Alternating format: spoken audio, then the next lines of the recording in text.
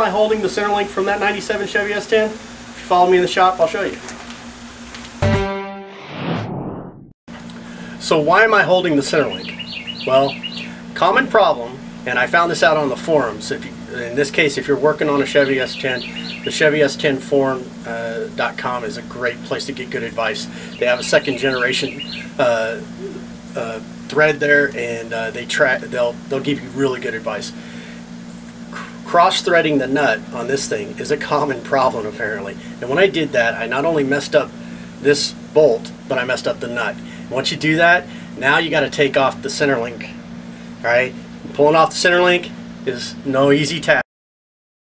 Removing the center link is pretty straightforward. You probably should start by pulling the tie rods first, since it gets flimsy as you go. But to start with the idler arm, there are two bolts that go into the frame, and they can be disconnected through access holes. There's also a single bolt that goes onto the center link, and that can be used with the tie rod puller. I started by putting a lot of WD-40 on the bolts just to kind of loosen them up and get them ready to start turning them.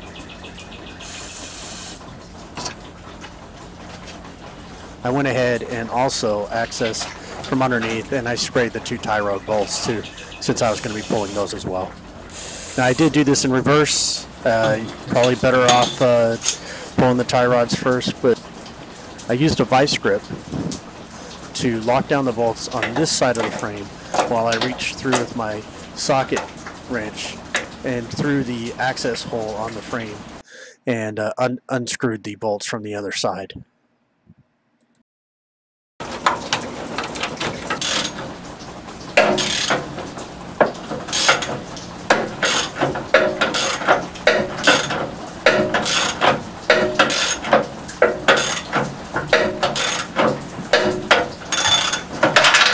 And that sound you just heard was the socket falling off my extension for the wrench into the frame. Now I don't know about you, but my hand's not going to fit down that frame hole. So guess what? I'm going to get somebody with smaller hands to reach. Fortunately enough, I had a child with very small hands, was able to reach into the frame cavity and pull the socket out, and then I was back to work. That didn't take much time at all, and I was able to go ahead and finish loosening up the bolts.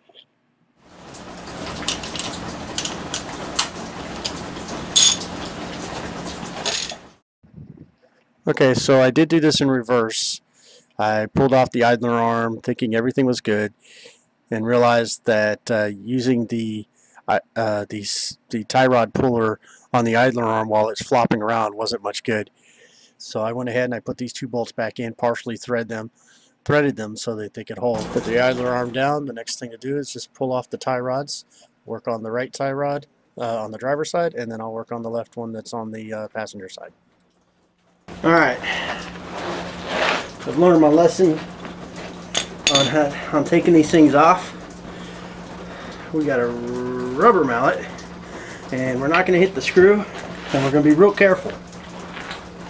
And we'll put a little tension on this, and hopefully this bad boy will pop right off. And finally I got to use a tie rod puller to pull a tie rod. You really think this would have been an easy 1, 2, 3 part of the job. I've got a little time lapse so that you'll enjoy the next 30 seconds, which in real life equates to about 40 minutes. If you watch, you may even see me get frustrated and break out with that old hammer again. So much for super easy. Eventually I just lost patience altogether. I switched to a pickle fork. That didn't seem to work because it was a little too big for my application. Then I moved on to my trusty mallet, and finally back to the tie rod puller.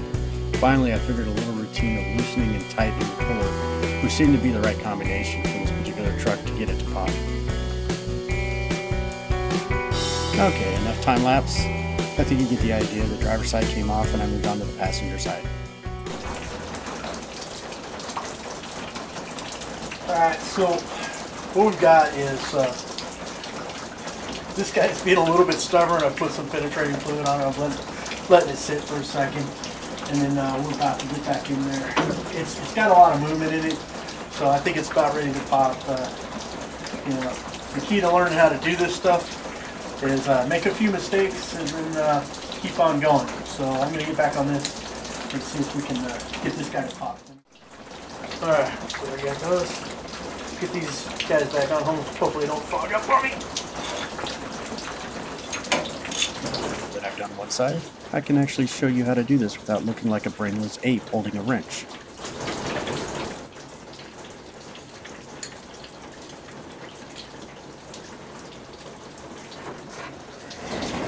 Alright, so that's it. So keep working this back and forth, and you're going to get a little bit of play. And you want to make sure that you're not. You get a bit of play, and just move it around because it's really on the driver's side. It's not connected to anything, so we're really trying to get this guy to pull away from here. And it's really, you don't want to hit the tie rod. That's what I don't want to hit, is the tie rod. So my glasses are fogging up again. Okay, so this is going to take a few minutes, so we're going to speed this up.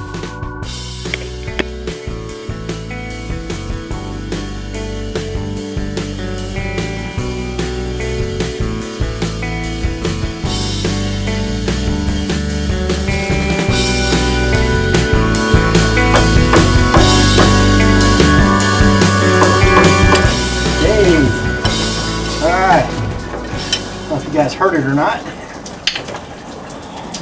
but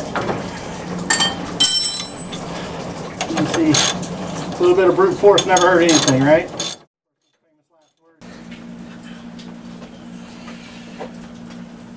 Alright, so wow, that was a lot easier than Saturday. Saturday was terrible, and had I not been a bonehead on Saturday and gotten tired and became impatient, I probably would not be pulling this thing out and waiting for the new one to show up. So what we're going to do here is I'm going to do a little time lapse. Seemed to be popular on the last video where I couldn't get the pitman arm off, and I ended up just cleaning it and coming up with excuses of why I couldn't get the pitman arm off.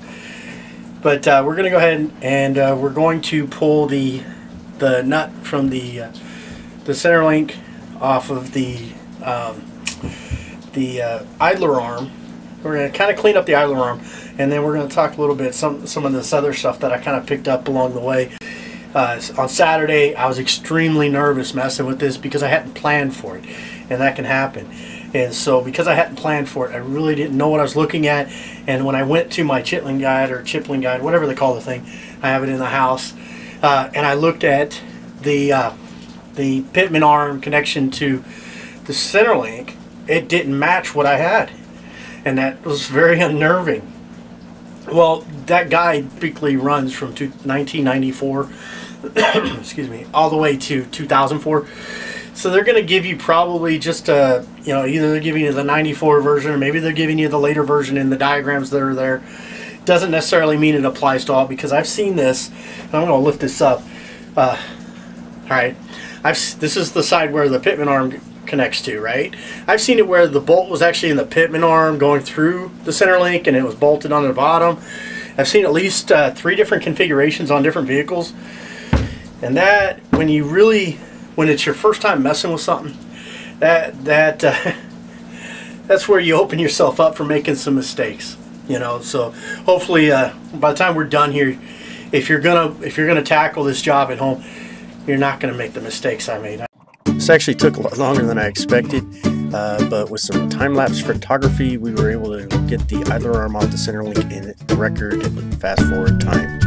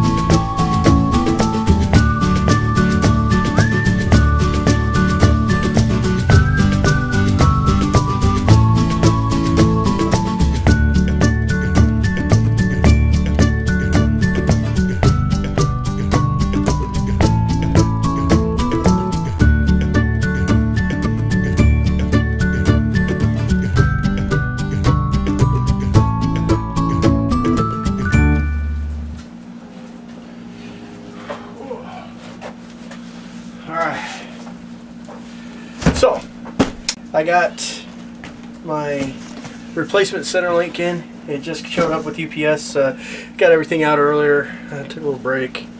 Y'all remember me cleaning that up. So let's see what we got. It's always fun when you get toys in the mail, right? Something for the kids to pop. Let's set that over there. And that's what I like about this. I can see it already. Something I'm going to like about this. First, go ahead. Got a little nail here. I can't find my case cutter, so I'm using a nail in its place. First, you can see right up there, it's got crown nuts on it. That's awesome. And you can't really see if you can point out right there. You see that hole? That takes a cotter pin, and that would keep this crown nut from falling off. The older ones don't come with that. The ones that are on the truck. So this is actually an upgrade in a sense. I didn't plan for this, but it's just kind of working out.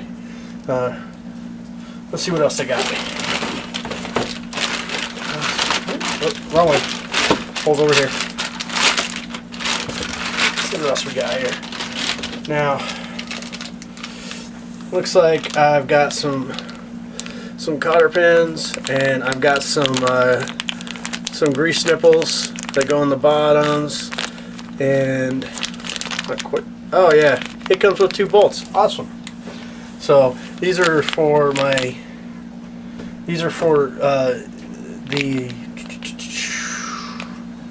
tie rods. Yeah, pretty exciting. So new toy, let's go put it on.